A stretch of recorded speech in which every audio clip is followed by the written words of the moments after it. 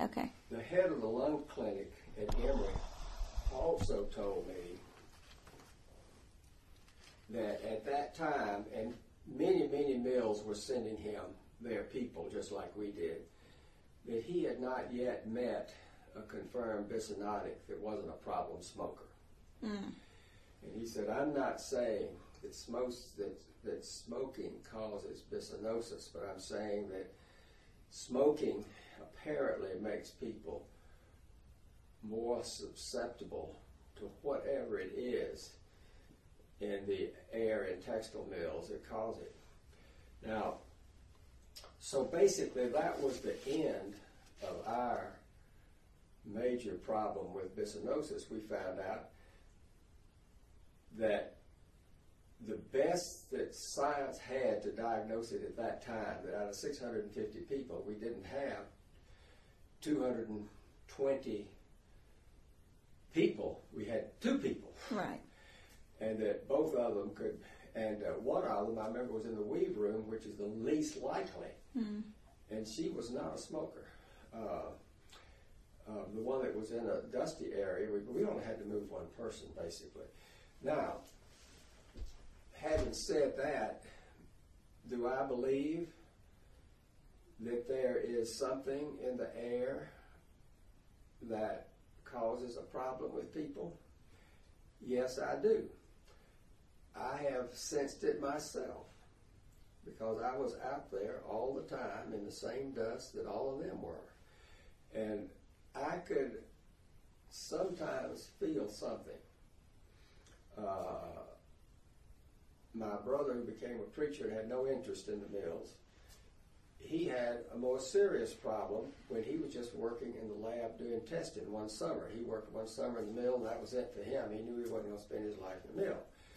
So I know there's something, and what I've learned since, that it's not the cotton lint, that it is a dust that comes off of some of the trash that's in the cotton. May come off of some of the insecticides they use. But the government way, way overblew it. I'm sure with the lawyers that were making all the money off of the coal mines, which had a legitimate problem with the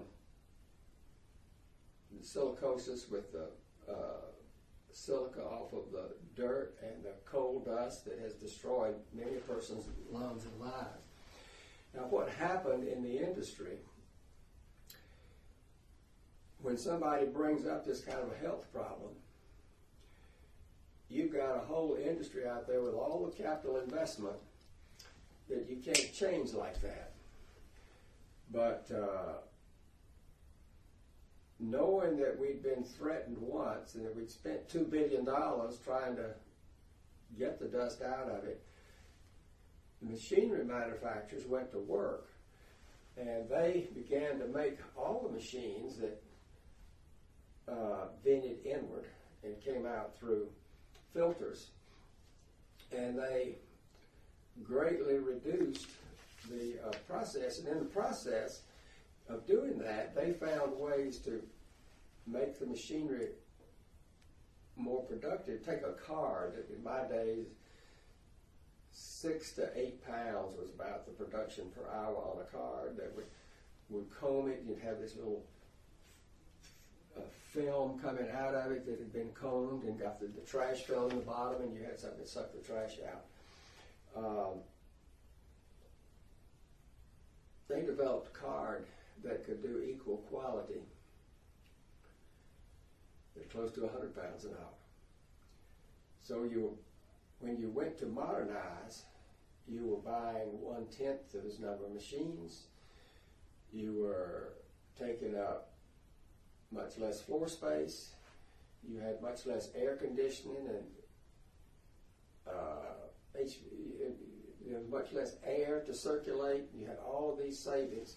So you ended up greatly reducing whatever the concentration of whatever it was in the air at no great crippling expenditure by doing it over the natural life of the machinery, rather than being forced to say, if you don't have it by this date, you're out of business.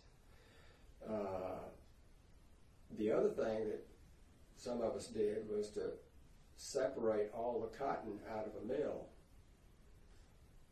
and not allow a fiber of cotton in the mill to process into yarn. If we needed cotton in a fabric, we would buy it from another mill, and we would be processing Dacron and nylon and rayon, and they don't have the problem. So we could get rid of the problem that way and then spend the money on just a few mills. Over the period of years, it became a non-problem, but it was a real scary problem when it went on. In my entire lifetime in the mill, when I went back after that and tried to find out who had real serious lung problems, there was one person that I think eventually died of a lung disease. And he was a carpenter working outdoors, separate out of the mill. He was a carpenter that maintained the village when we had the village. But he lived to be 90. So, after we all tested our people, and most of the mills got the same kind of reports that I did from the professionals, not from the lawyers, it seemed to fade away. The smoking seemed to be a bigger problem. But I'm not saying there wasn't a problem, because I have felt it myself. But it's not, when they told us that they couldn't diagnose it except if they couldn't figure there was anything else, that they were going to then say that everybody else that had a problem that we had to pay for, that ain't right. Right. In fact, when Asha came through, that was another boondoggle. For us, not for I'm not talking about anybody else. We had we were tied in with all these other textile people through the Georgia Textile Manufacturers Association, and we had safety programs in all the mills, and we worked with the Liberty Mutual and the other insurance carriers that paid our work injuries and so forth, and we competed among one another. And then the insurance companies had their professional safety engineers that would come through and work with us. So we had a good program, and it was a professionally designed program, and it was one that results were published. In other words, what my results were available to every other textile mill, and what their results were. So it was at least embarrassment, or it was something that our bosses would kick our rear ends if we didn't deal with it. And when Asha came through, I remember the first inspector gave me a list of 168 infractions. And I was required by law to sit down and for him to read me all these infractions. I think I went to sleep. But in looking at it, I saw something. And I'm going to tell you this story, not that the whole program was no good, but it was like the bisonosis program. It was a problem. When he got through, I said, how could you tell that these machines are not grounded, electrically grounded? He says, I have this little box I put over there, if it goes buzz, it's not grounded. I said, I don't believe the box can do that. He says, oh, guy's stupid. He's raised out in the country somewhere. I said, I don't believe it. And so he was frustrated. And of course, I was trying to get him real frustrated. And then he said, let's go out. We were in the office. I said, you sat here that this machine over here, which was an adding machine, it said, does that machine, you've got listed here that it's not grounded. I said, try your box on it. Buzz, he said, see there, it's not grounded. I said, yeah, see there, your box is no good. He says, why? I said, look at the machine. It's a hand-operated adding machine. It's not got an electric motor on it. And he looked at it, and then I sat there, and I said, what's my congressman going to say when I call him up and tell him that all these billions of dollars that he's sent to put OSHA to work to make us have safe companies, and you're paid a big salary and a big expense account to come down and tell me that my hand-operated adding machine isn't grounded? What's he going to say? And of course, now he starts crawling. And when I had walked around with him, I literally would hear him under his breath when he would find something. He'd say, gotcha, gotcha. And of course, he's just making me boil. And so this was my chance. But what happened from then on, he seemed to not want me to talk to my congressman for some reason. And he got very cooperative, and we worked together and worked through the whole thing and solved it all, and solved all 168 things without any fine or anything. And 5 years later, I checked, and the safety records in our plant and in the textile industry as a whole had been unaffected by all the OSHA expenditures. Now, if we'd been a construction company digging ditches, if the ditches caved in on people that don't have any organized safety things, it would be different. But that was the government regulations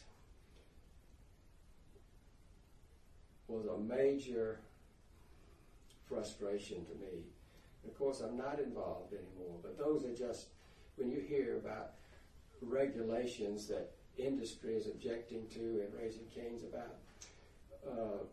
Another area that I was involved with on this textile association that didn't involve us because we didn't have a finishing plant was the pollution that comes from textile finishing plants, and the textiles was the largest employer and the largest sales dollar of any manufacturing plant in Georgia during most of my, if not all of my career. So, and all of it had to be finished. So, and all of this would have effluent coming out. And there were problems. But what happened there, as opposed to these other things, instead of the New England lawyers getting together, Georgia Tech and the engineers from the textile companies and the government people got together. And in working together, they came up with progressive ways to solve the problem. Much of it had to do with recycling effluent, saving the cost of heating it, filtering it, and reusing it, to where the cost of cleaning up the rivers and streams was a very minor cost, that the companies could come up with savings through the engineering at Georgia Tech and other places, and this would be on a progressive basis, and so you can do it without destroying your industry. One last thing on the regulation, Whittier Mills, when we were put out of business, a law was passed at the time they changed the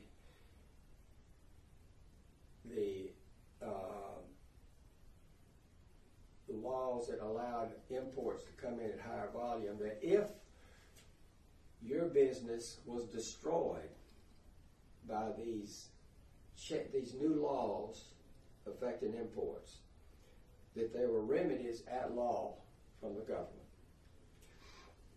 There were 8,000 people that filed requests for consideration that they said that. Most of them had high-paying lawyers doing it. Hansford Sams, our president, put together his report himself, went to Washington without a lawyer, and made his presentation. There were 15 cases that were granted the benefits from the law. He was one of the 15. This law gave us a grant to have a feasibility study to start a new business. It gave us something else I've forgotten, and then it gave us low interest loan. I think we could borrow money at 4% to build and start a new business.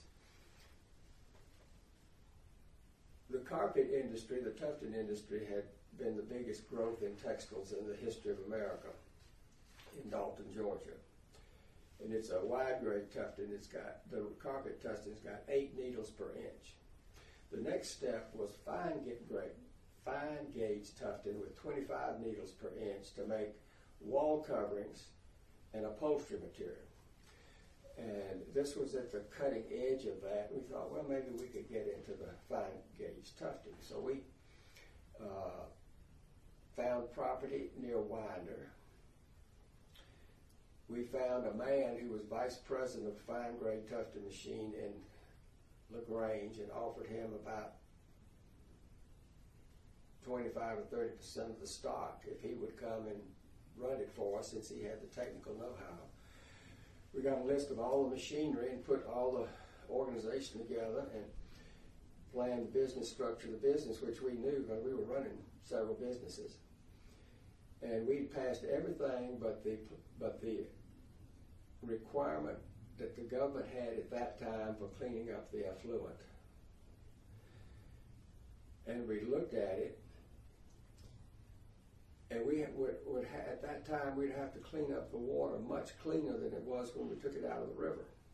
And there were only 2 methods that we could clean the water up. One was reverse osmosis, and the other was distillation. And the cost per gallon of cleaning it up was more than the cost of a gallon of gasoline at that time. There was no way you could operate anything with that kind of expenditure, and we could not start this plant without solving the problem. And this is what was presented to us. You've got to give us an answer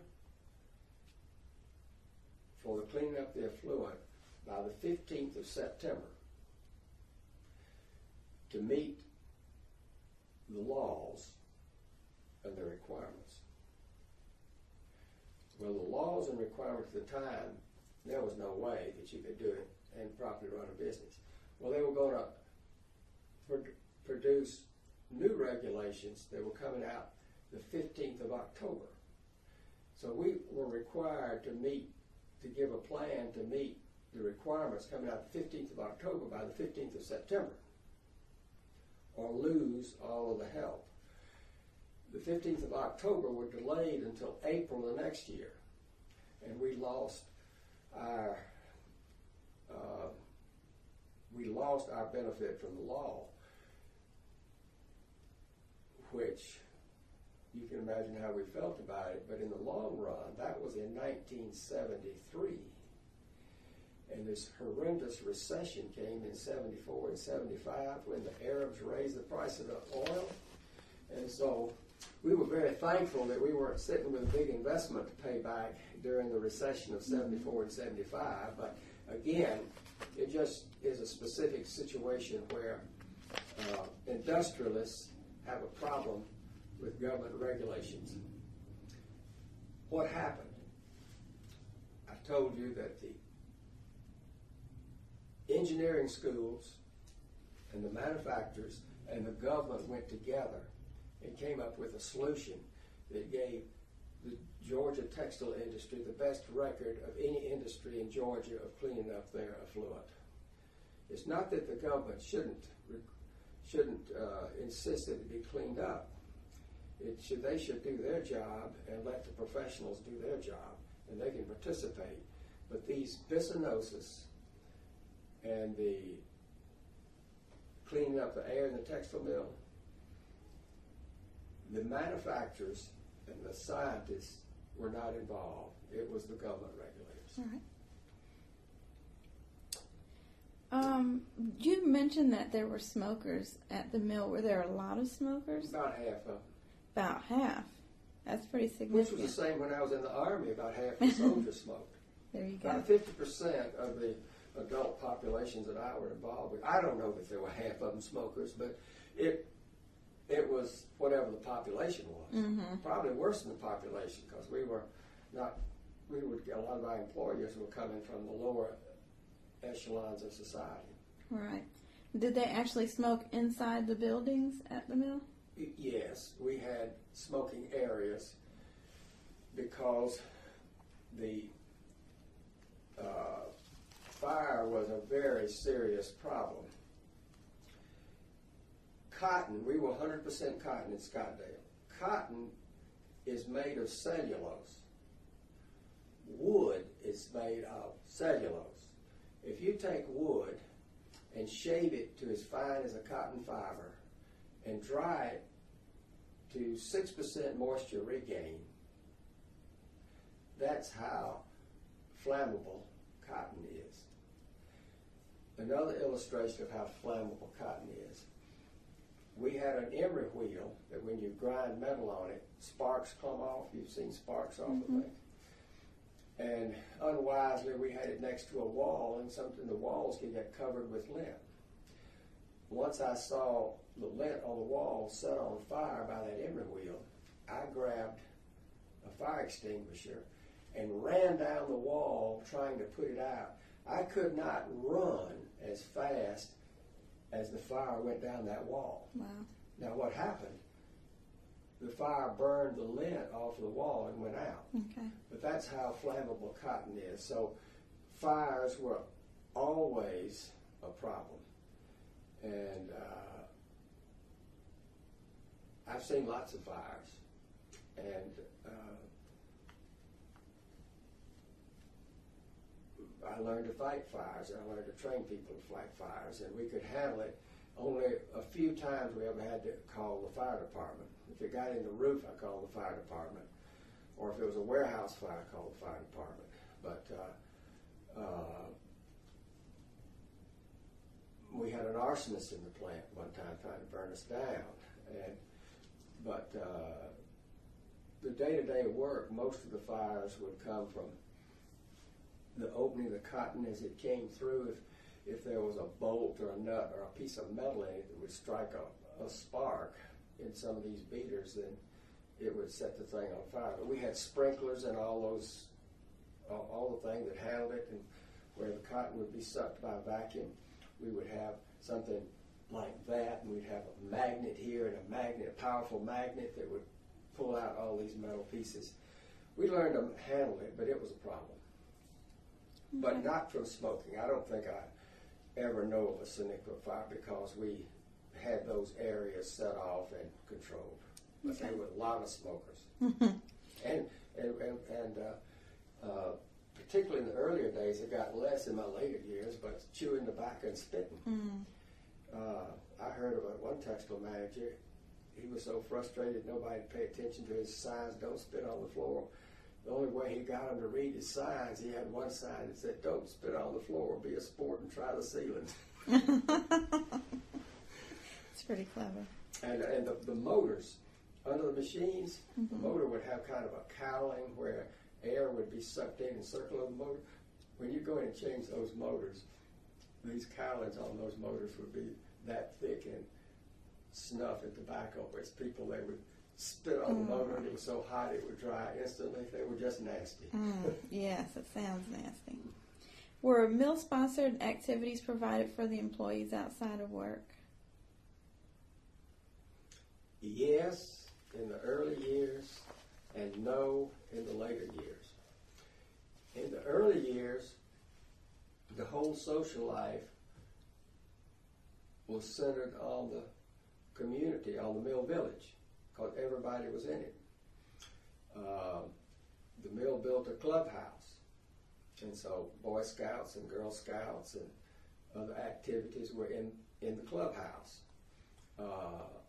Medical lectures. My mother had been 15 years a nurse when she married my father, who was 45 years old when he got married. And she would come and teach the women in the village how to do hygiene. She had a master's, she had an RN and a master's in nutrition and hygiene from Columbia University in New York, although she was raised on a homestead in Western Canada. So my father was part of Southern aristocracy and married a sharecropper's daughter.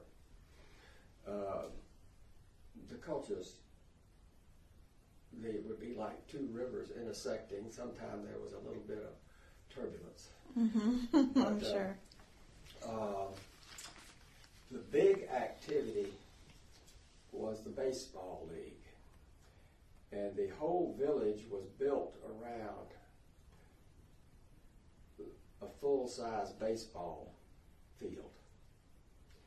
And every afternoon, everybody in the village would sit around the bank, and the women and the children would play, and the women would talk. They would socialize. There were no televisions, no radios.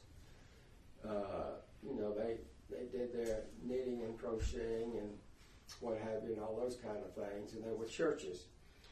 But that baseball team was the life of the village. And everybody knew everybody that played, and everybody was hoping that somebody was going to make the major leagues, and one person from Whittier Mills did make the major leagues. So he was known in all the leagues, and they played the other mills all around. And I remember that. That was during my early days. And what put an end to it was the automobile.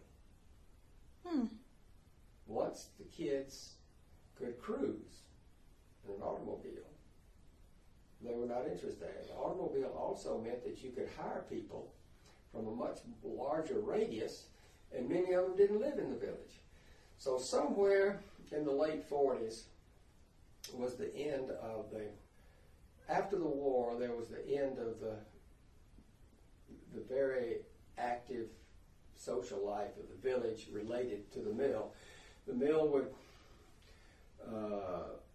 give everybody a turkey or a ham for Christmas, and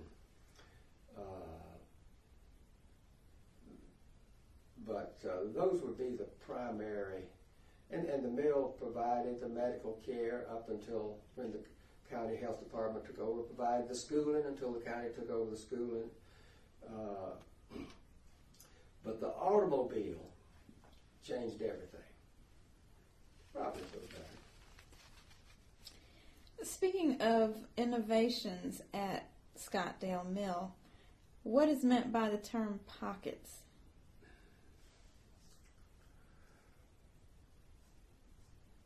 Well, to be honest with you, I never heard the word. But looking at this newspaper write-up, the women in the weave room took a scrap piece of cloth and made an apron with pockets in it to put their scissors and their reed hook and their scissors and their other things in the pockets of this apron. And that's apparently what was called by pockets. I always heard it called an apron. Now, was that something that you could find in the other mills in the area, or is that something that the people at Scottdale Mill came up with? I think you could see it in other mills too. Okay. Now, speaking of people that you remember from the mill that you may still be in contact with or may not,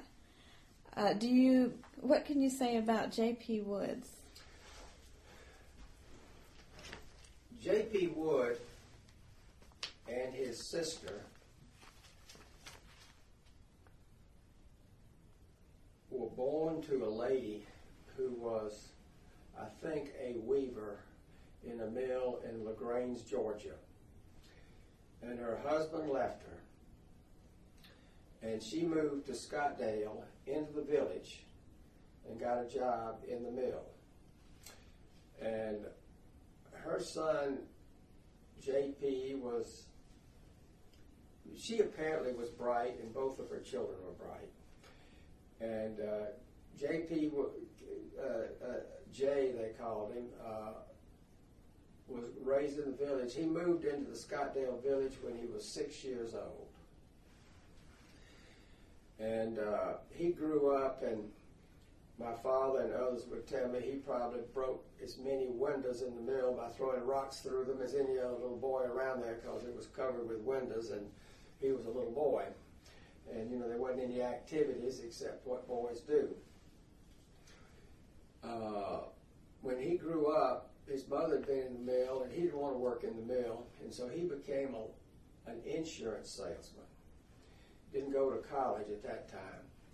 And he sold insurance to the mill people and into the black community, which was separated on the other side of the railroad track, in what's called debit insurance, where you would pick up 25 cents a week from these people.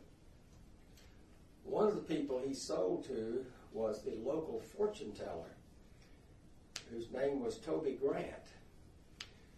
And Toby Grant, on Fridays and Saturdays, would have a line around her house, including people from as far away as Buckhead. But she had a very strong reputation as a fortune teller, and he was one of her clients. And Jay's told me many a story about Toby Grant. But at any rate,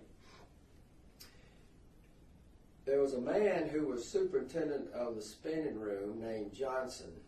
And Johnson had 3 boys that worked in the mill. And he also had the prettiest girl in the neighborhood. And Jay fell for Thelma Johnson.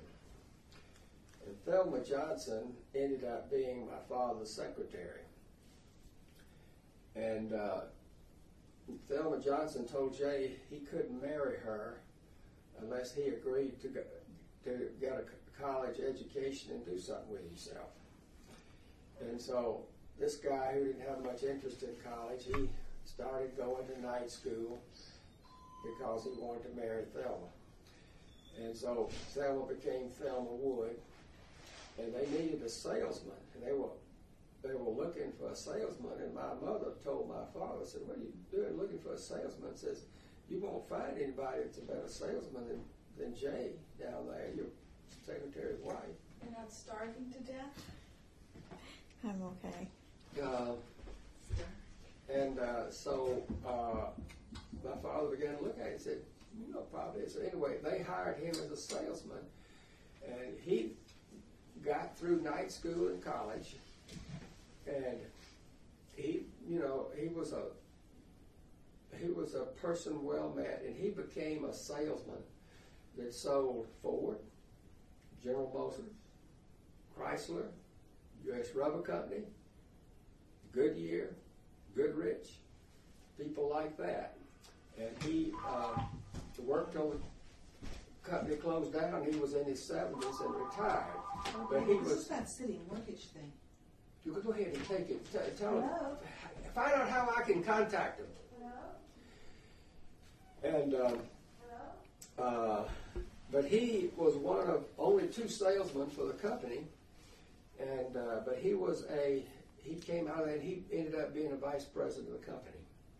But and they lived on Briarcliff, where Briar Lake dead ends into Briarcliff. If you go east from there on the right-hand side, the corner house, it's got a huge rock in the front yard. They built that house. That was their house until he died. He reached down to pick up a grandchild, and all of the blood rushed to his head or something, and he stood up and fainted, fell over backwards with his head hit the driveway, and it killed him.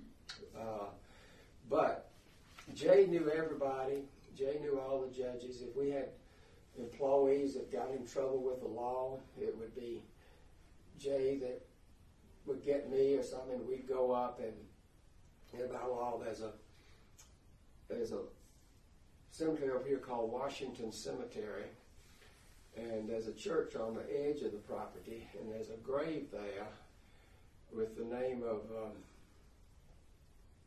Henry Hill, raised on Glendale Avenue in Scottdale. And I knew Henry Hill's father. He was Joe Hill, and he was the head deacon at the Norman Grove Baptist Church across the street from his house. His house isn't there. But he was never been to school, and sometime he'd ask me to witness his ex when he would sign a legal paper. But I was good friends with Joe, and I was over there sitting on the porch with him when he was 101 years old, the year he died. I said, "Joe, what's the oldest memory you can come up with?" And he said, "Well, I don't know if it's a memory, but I remember being a little tight," he called it. And government man rode up on horseback with a fancy uniform and told us all to gather around. And my mother took me up there, and he read to us the Emancipation Proclamation. I said, Joe, nobody else is ever going to tell me this. I want you to tell me everything you can remember. Well, anyway, it was Joe's son, Henry, and a police took in behind him for speeding. And he got scared and took out down Memorial Drive and outran the police to his home in Scottdale. And by that time, there were about 8 police on his tail, and there were 8 blue lights circling his house on Glendale Avenue. He goes in his house and comes out with a shotgun. Doesn't fire it. His father sees it, and he comes out there and give me that gun, and gave the gun. He says, now you got to turn yourself over to him. So they took him in and put him under the jail, I guess. But so Joe comes to Jay. He says, can you do anything for my boy? And Jay and I went up there, and I remember the judge was a real tough judge. He was the judge that put Martin Luther King in jail and accused him of drunken driving and wouldn't let him out. When Bobby Kennedy sprung Martin Luther King out of jail, it probably resulted in his brother getting elected president of the United States. But anyway, that was the judge. He was hard-nosed. And we went there trying to plead in Henry Hill's behalf, and this judge wasn't too anxious. But finally he says, well, Jay, you tell me what to do. And Jay said, I sentence him to 5 years in prison, charge him $400 that he has to pay off with his own money, so much per month, and I would not require him to serve his sentence and put him on probation for 5 years subject to any other problem. He said, Jay, you make a good judge. And so that's what he did. I went over there and saw that grave where he died in his 60s, and I called up his sister or brother. I said, did Henry ever have any more problems after that? She says, not a bit. Says he drove a truck all his life, and said he was active in his church and never had another problem with the law his whole life. And I could give you a few more things like that with Jay, but Jay was our contact with the judicial system and others because he supported their elections. But he was a people person in anything involving people. He loved it. His daughter married a man that had a leading jazz band around the South for his day and age. And his wife Thelma got sick and was confined to bed for 10 or 12 years, and he looked after her until he died, and then she died shortly after that. So but Jay was a great guy, and he was a product of the village. Who was John Wells? John Wells was an African American, and he had, in his early 20s, he got in trouble with the law, and he was in jail. And I don't know what the circumstances were, but the master mechanic,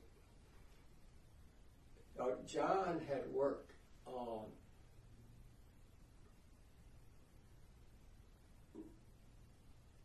road building equipment, and he got put in jail. I know what for, but I'm not going to say. Well, he was running liquor, and our master mechanic sprung him out of jail and gave him a job. When Scottdale shut down, he was the oldest. He had the highest seniority of any employee. He worked the rest of his life, and he never again had any problem with the law. He was kind of a utility man in a machine shop and a night watchman. Some would make per hour twice as much as he would make. and he would end up with the biggest check in the payroll, week after week, time after time, because he would always do overtime. He could run the boiler, and if the boiler flamed out in the middle of the night at 3 a.m., somebody's got to get the boiler cranked up. You call, no, I can't come. You call John, all you'd hear, yes, sir, and he'd be there and get it going. So he would call him, and he would end up working 80 hours a week, with 40 of it in overtime, so that'd be equivalent to his pay at 100 hours. But you could trust him with anything. He was faithful. He was unflappable. One of the problems in being an employee and running a business is employees try to take advantage of you on injuries. And if they get hurt at home, they'll do their best. Many of them will do their best to say it happened on the job and make you pay workman's. Big problems of justice in America, not the worst, because justice for the poor is probably the worst, but as far, it's just as unjust to not give justice to the wealthy as it is to not give justice to the poor. Both is injustice. It's common knowledge that a company like ours, facing a jury in a workman's compensation case, virtually never wins. We probably had hundreds of cases that the insurance company did, and I can only remember winning one. And John Wells was the person who testified in our favor. This man claimed it came in Monday morning, which is a bad time for workman's compensation cases. Early Monday morning, a lot of people report hurt. This man said he had hurt his hip or broken his hip or damaged his hip pressing down a lever on a spinning frame on early Monday morning. Well, John Wells told us that he saw the man trying to leave early on Saturday, climbed the fence and jumped off the top of the fence down on the ground and grabbed his hip and was limping off. So John's called to testify at the trial, and the lawyer representing this man expects to win because he always did.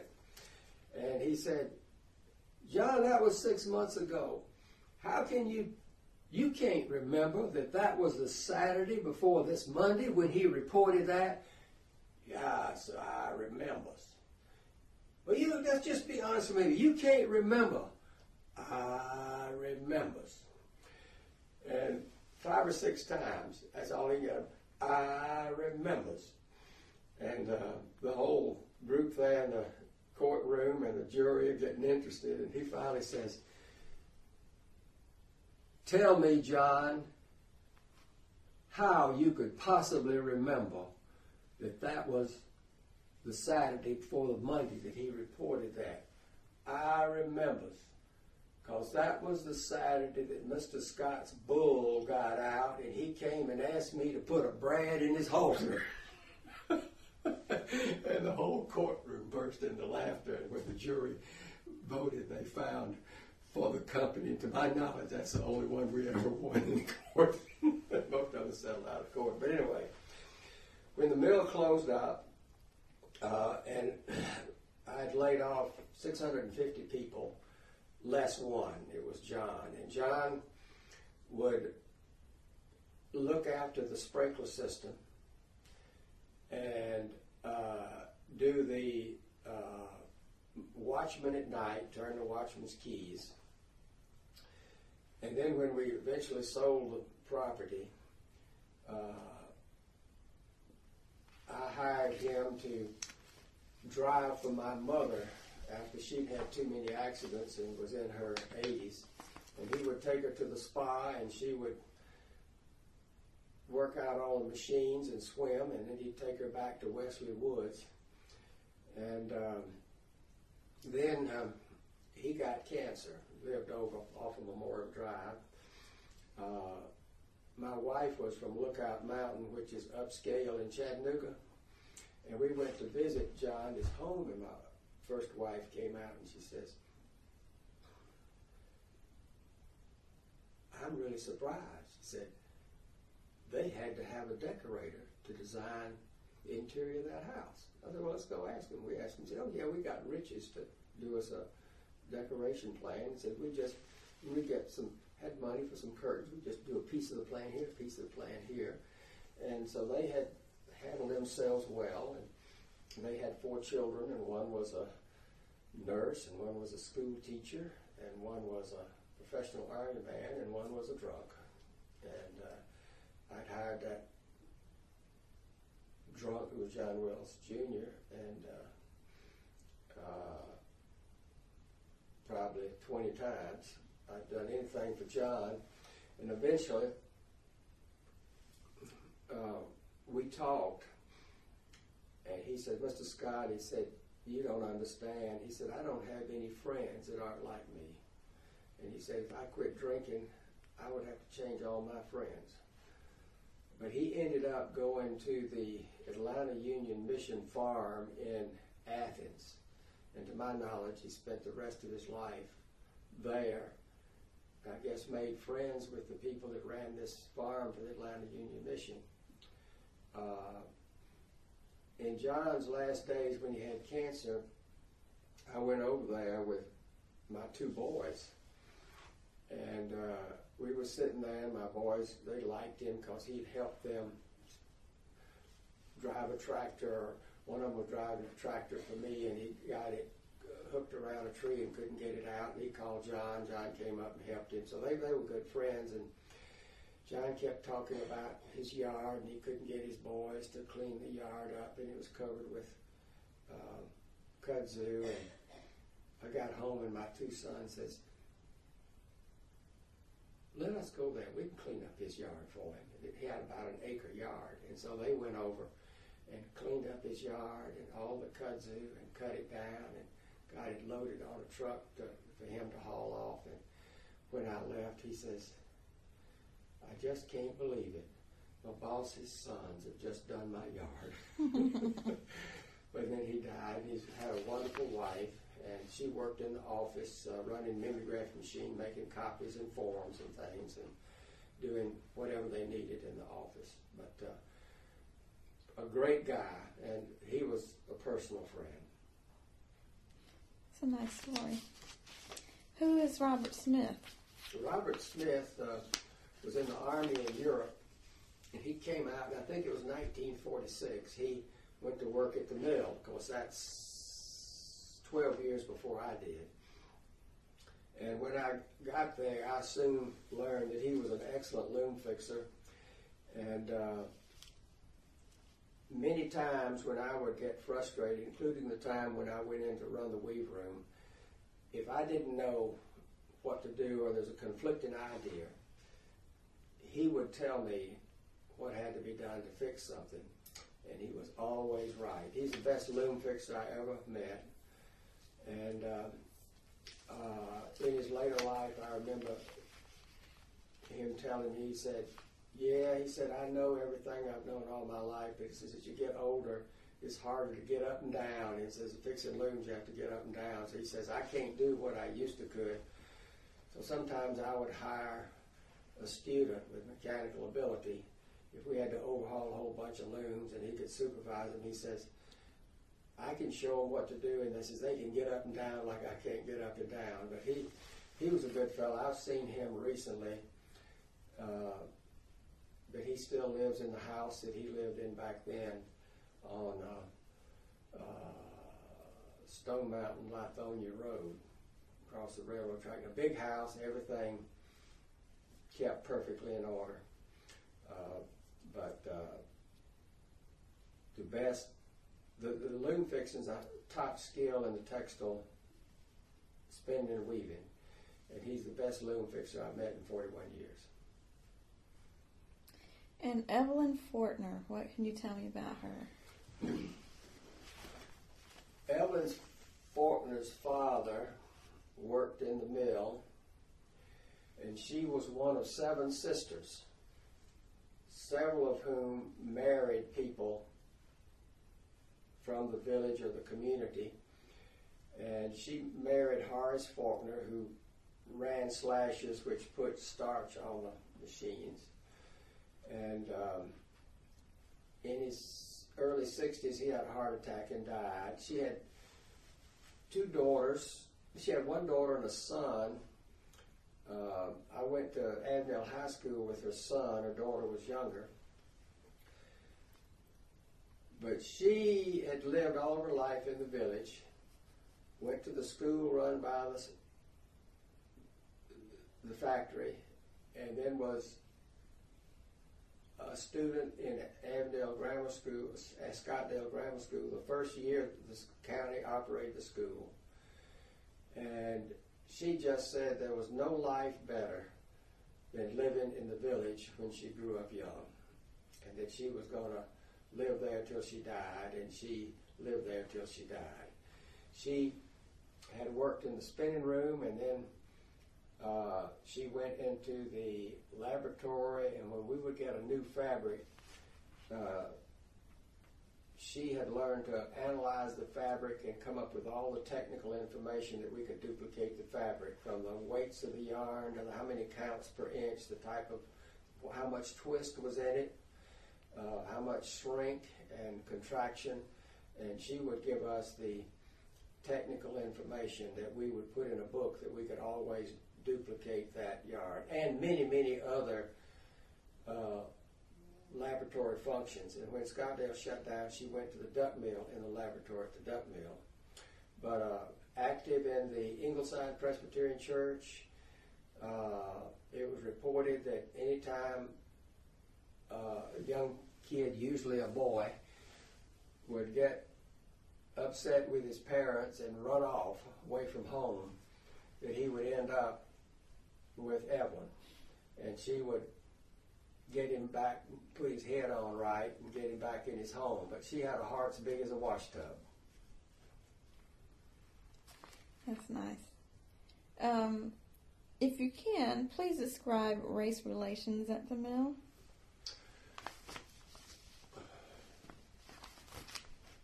I went to the mill, as I said, I started working in high school in 1951. I worked all the summers but one. And that summer I was in Fort Campbell, Kentucky, in ROTC summer camp. Then I went to work full-time in 1958. The mill was completely segregated through from the time it was started. And somewhere before I got there, the white and black bathrooms and drinking fountains had been removed. So the basic issue of segregation was that African Americans would only be employed for what I call the push and pull jobs, material handling, but not running the machinery or fixing or the higher paid jobs. And I came into that situation, and as being raised in the South, you know, that's the way it was. And I would think about it sometimes and didn't feel right about it, but that's the way it was. And there was a time before the government required it that I was sitting down with the cardroom overseer, whose name was David Long, a good Presbyterian, went to Decatur Presbyterian Church. And he said, we need an operator for a certain machine. Actually, the machine was the pickers. And this machine, there were 7 machines in this room, and there would be one man operating it and one mechanic that would go back and forth from between the pickers and the opening room. And there had never been anyone but a white person as a mechanic or an operator of the pickers. The people who worked in the opening room, who did the bales and put them in that dusty place when I went there, they were all African Americans. And Dave sat down with me and he says, I'm having trouble filling this job in the pickers on the first shift. I said, why don't you move up somebody from the second and third shift? They don't want to move. And I said, who's the most qualified person you've got to put on the pickers? And he said, so-and-so, but he's black. Well, that was the first time I'd ever had to think about it like that. And I said, Dave, are you comfortable holding a man back from improving himself and his family just because of the color of his skin? He said, no, I'm not. And I said, are you willing to offer him the job? He says, yes, I am, if you let me. But he said, what are we going to do about all the other people? What are we going to do about the other workers on the second and third shift and the mechanics? Basically, the first shift mechanic has basically got to serve him. I said, well, there's a lot of talk going on about this. And, you know, Washington's talking about forcing people to do this and the other thing. I said, I don't like being forced by Washington. But I said, I've got an idea.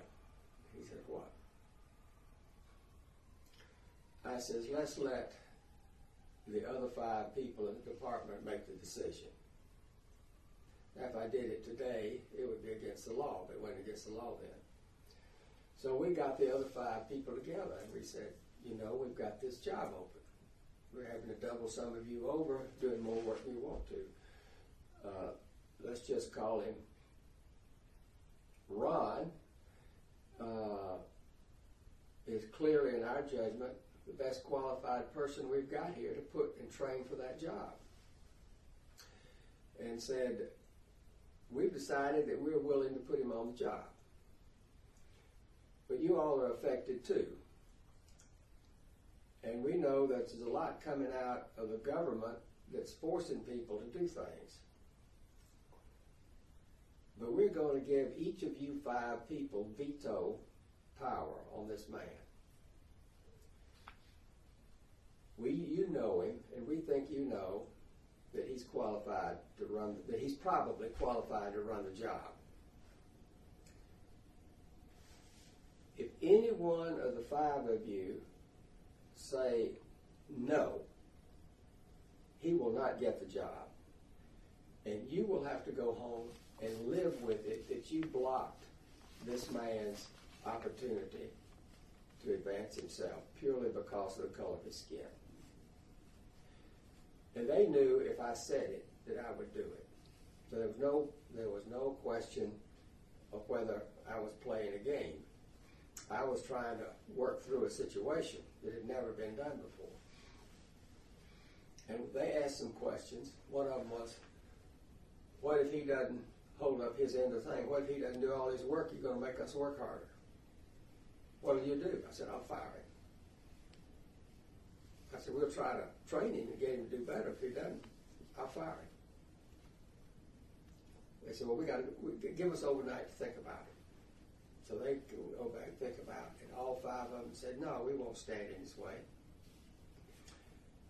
Then Dave Long said, fine, proud of you. Now, one of you have got to train him. Who will volunteer to train him? Because that might stigmatize that person to the other employees there. And there's probably 120 employees in that department. They said, give us another night to think over that one. So the next day came back and I was blown away. The one man in the group that I thought would be least likely to train him, a 64-year-old man, lived in the country all of his life, stepped forward and said, Mr. Scott, I will train him. And that was, everybody else looked up to him, if he was willing with all of his background.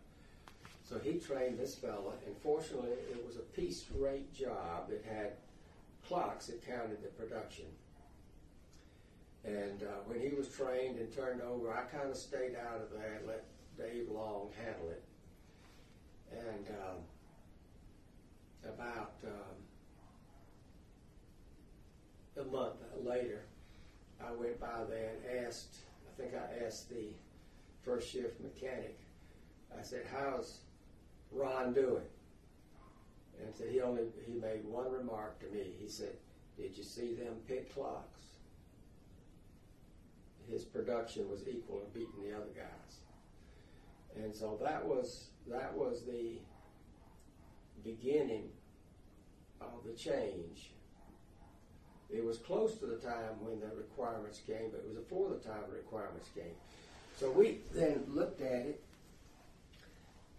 and by this, and the managers of all the departments were not comfortable with the culture that we had inherited.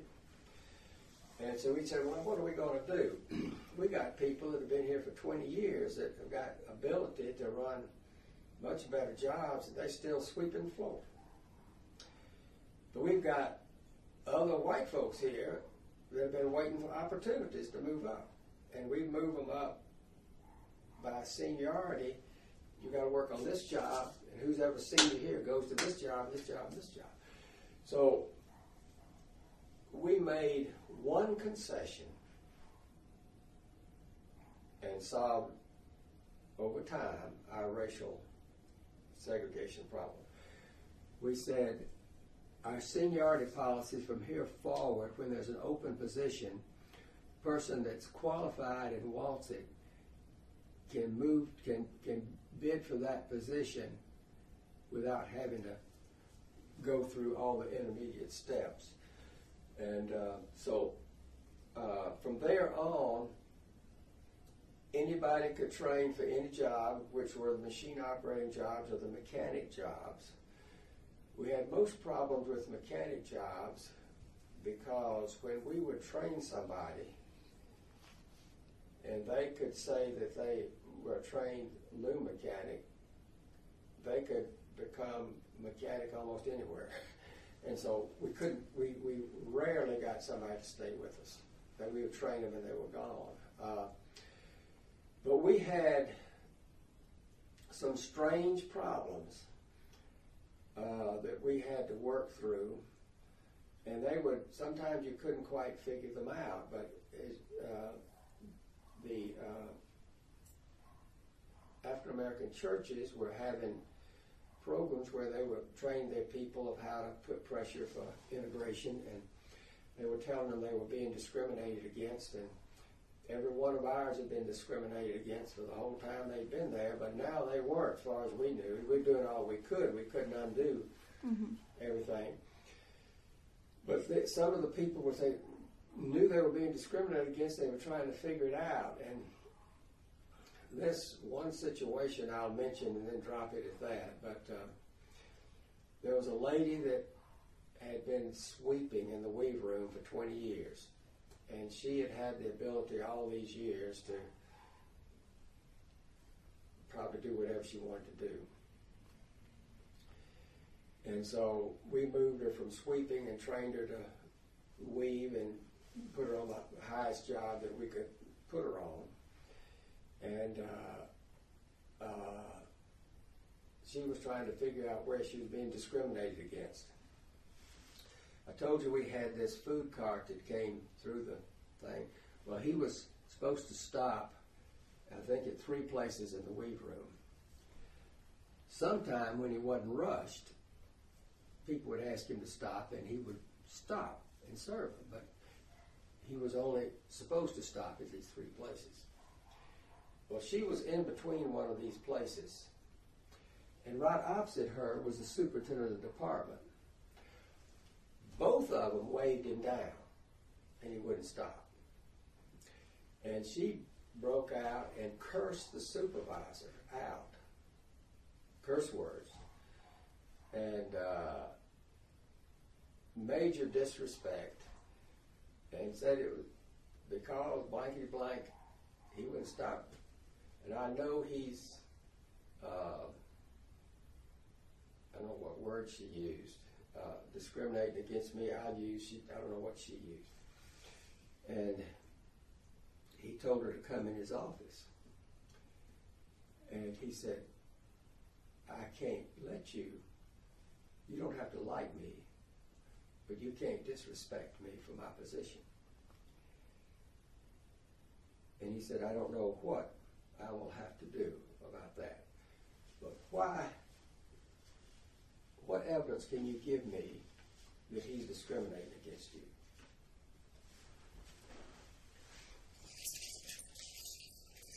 And when she would buy something off of his cart, he would give her change, hold your hand out. He said, because he won't touch my hand. So you touched my hand, and I didn't touch your hand. Mm-hmm. That was her reason that she was convinced he was discriminating against her. Well, there was no other evidence whatsoever. But at any rate, how do you deal with those things?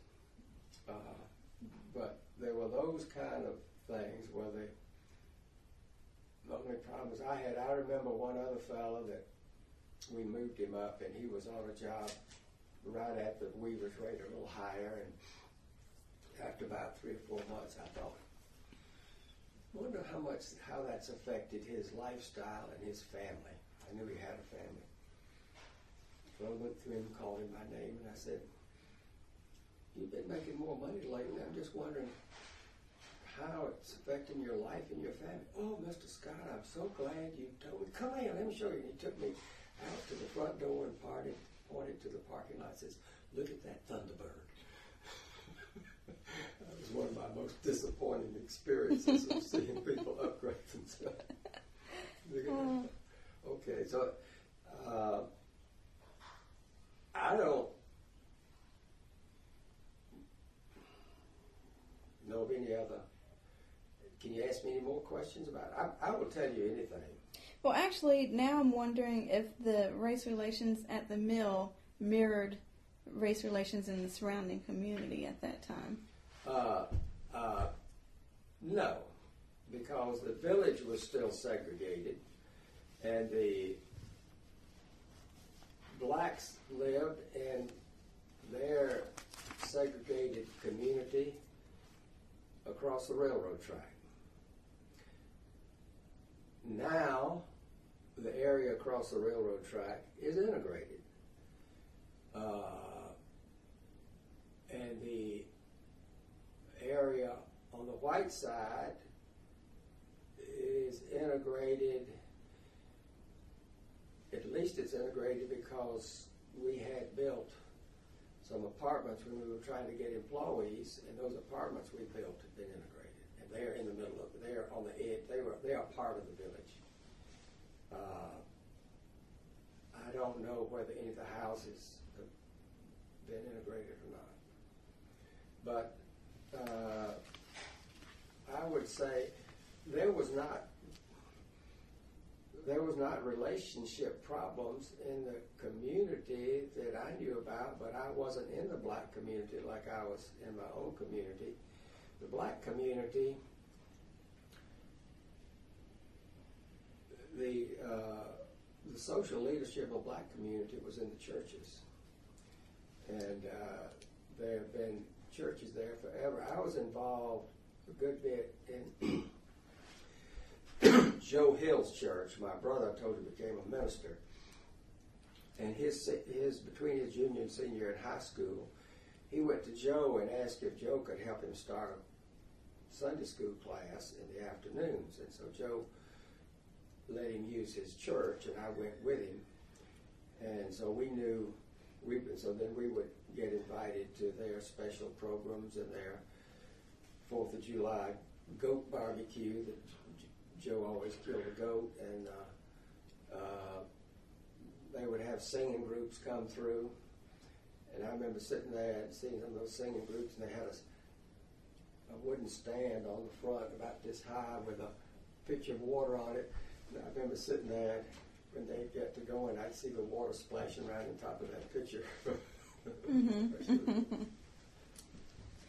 What about in school? Either grade school or Georgia Tech or both. How was race relations in school?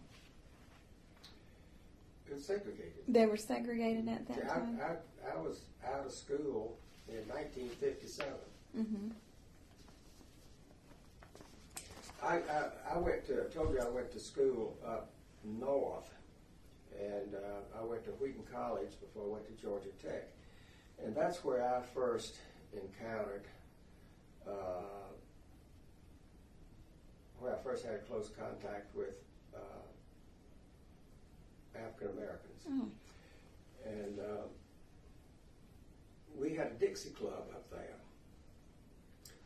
And there was a young lady a year ahead of me from Birmingham, Alabama, that joined our Dixie Club. And she was one of 12 children of a steel worker in Birmingham. And she was the valedictorian of her class. And she'd had the highest grades in the school in the last 15 years. And a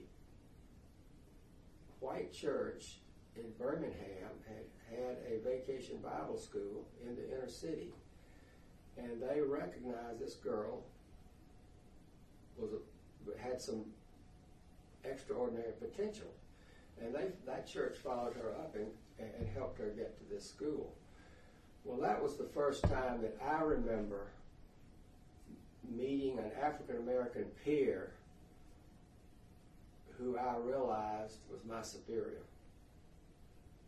And so that was my first exposure. And then I got to thinking of my father and my uncle and in their livelihood, and I realized they had never met and knew at close hand an African American that would have been their peer. Now, there were people in Atlanta, but they didn't know them. But I realized that neither of them, my father never met one of his peers. And then I remember I was sitting in the room when my uncle, his banker, whom he borrowed millions of dollars from to run the plant, the new banker came in and he was African American. And I still remember he was the oldest, my uncle was the oldest continuous commercial customer in the bank.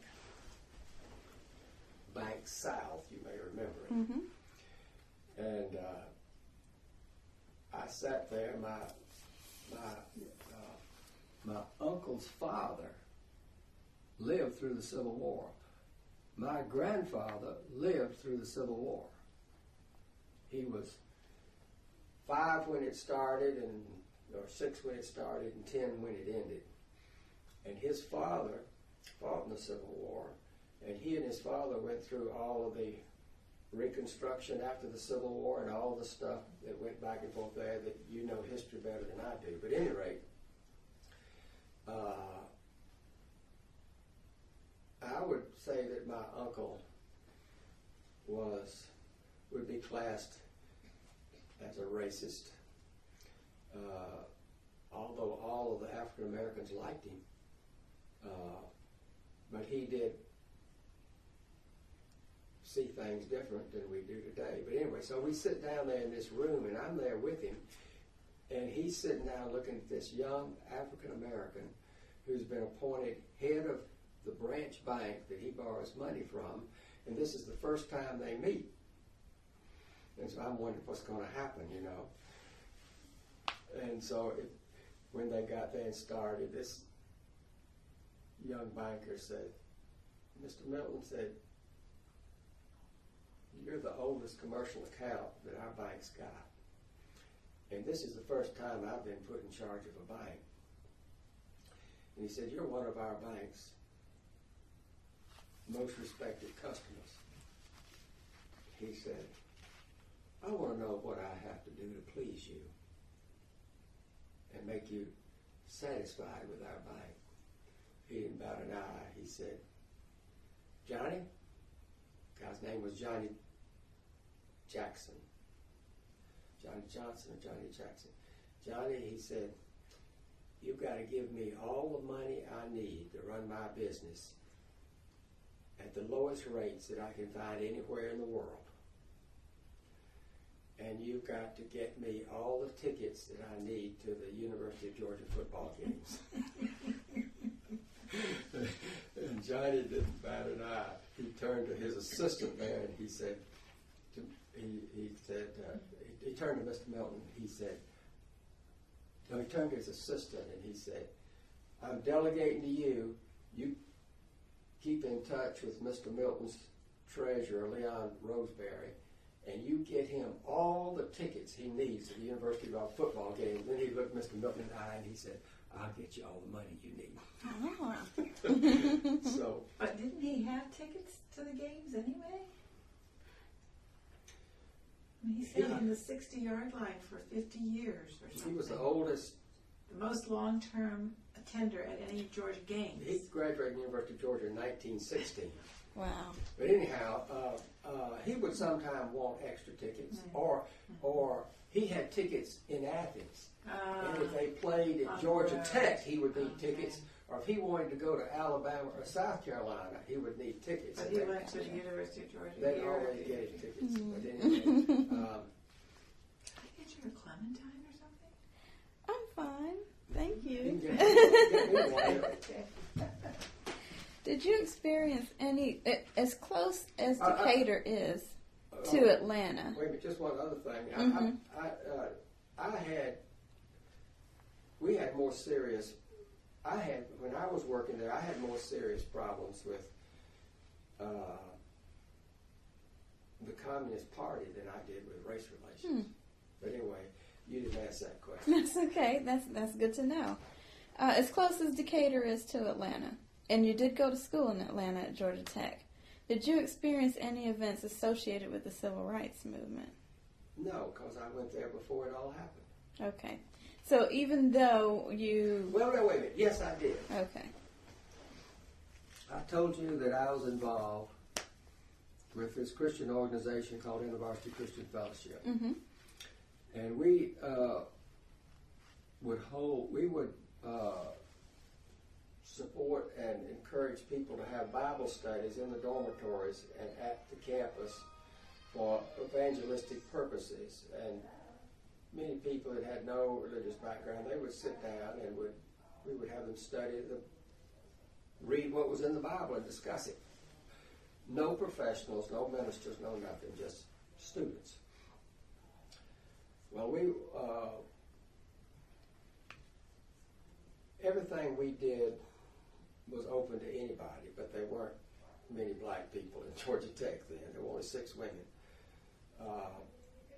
But there was I remember we had a conference, and we had a group in Mississippi at Hattiesburg, Mississippi, and a group will come into a conference, and by this time I was out, and I was married, and we told them they could stay at our house in transit from Mississippi to South Carolina, wherever the conference was. Well, somebody told us that told my wife and I that there were 2 African Americans coming in the car, but 3 of us, I think a total of 5. And so we wanted to make sure that, we didn't have any like that. So we had one of them in our daughter's room. There were 2 beds, a white daughter, a black daughter's room, and we mixed them up in the house, and all of them had beds. They didn't have to sleep on the floor. And in the daughter's room, you know how girls are, they got animals all over the place, stuffed animals. And so there was a bear on these beds. There was a polar bear and a brown bear. And so when they came in, they looked around the house, and the 2 boys told us later it was the first time they'd ever walked in a house that had wall-to-wall carpet. And we showed them their beds, and it just so accidentally happened that the African American got the bed with the brown bear, and the white guy with the polar bear. And so when he stood there, that was his bed, and he looked at that bear. He turned and said to his friend, he said, They knowed I was coming. Then there was one other instance. We were having a conference in the FFA camp in Covington, Georgia, which is owned by the state of Georgia. And we had an African American from Gainesville in Florida who was coming. And this was in the heat of the opposition of the state officials back when everything was getting integrated in the mid-60s, 65, let's say. We had a very good relation with the head of the camp. I was working then, but I would go down there with him. I was not married. And when I'd walk in, he'd say, "Oh, I'm so glad to see you. We just had a conference here every weekend," and says, "They're all so hard to deal with." And he said, "I need to get away with my wife." And he'd throw me the keys. And he says, "I've left the safe open." He said, "Collect the money, put the money in the safe, and lock it. Leave the keys on my desk." And he'd leave with his wife for the weekend. I'd say that's a pretty good relationship. Oh, yeah. Basically, he'd tell me to run his camp for the weekend. Mm-hmm. I'd make sure all the students spit polished every room. The bathrooms were clean and everything was swept. And he'd come back, and it wasn't a typical college group. Well, we got notified from somebody in Gainesville, Florida, that they have an African American. They had a black that had registered. He wasn't African American. He's from Africa.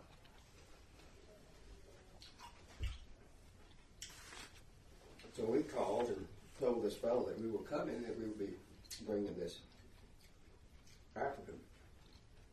He said, "I can't let you do it." And my bosses have actually told me, "No blacks." We said, "Who's your boss? We want to go talk to him." Well, I found out, and another fellow working with me, it was not possible in those days to find out who was responsible. We went to every government agency and everywhere and